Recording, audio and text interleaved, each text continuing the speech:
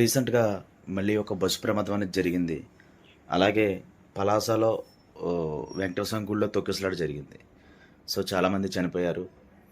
ఆహ్, ఒకటి ప్రతి సంవత్సరం కూడా ఏదో ఒక ప్రమాదాలు జరుగుతూనే ఉన్నాయి. అంటే ఒకటని కాదు.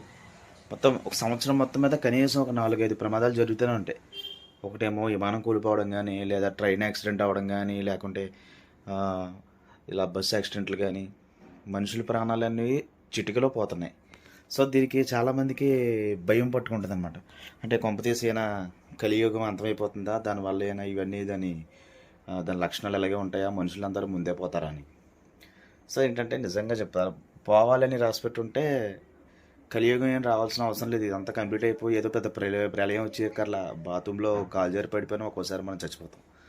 సో, చాలామందికి ఉండే భయం ఏంటంటే ఈ చావులన్నిటికీ ఏంటి రీజన్ ఏంటనేది ఎవరికీ సరిగ్గా తెలియదు. ఒకటి ఏదైనా బస్సు ప్రమాదం అయినా, లేకుంటే ఏదైనా హెలికాప్టర్ పడిపోయినా, లేకుంటే ఏదైనా ట్రైన్ యాక్సిడెంట్ ఏదైనా టెక్నికల్ ఇష్యూ అనుకుంటాం. లేదు, సడన్గా ఎవరైనా చనిపోయారంటే ఏ హార్ట్ స్ట్రోక్ వల్ల మన అనారోగ్య సమస్యతో చనిపోయారని కొంతమంది అనుకుంటారు.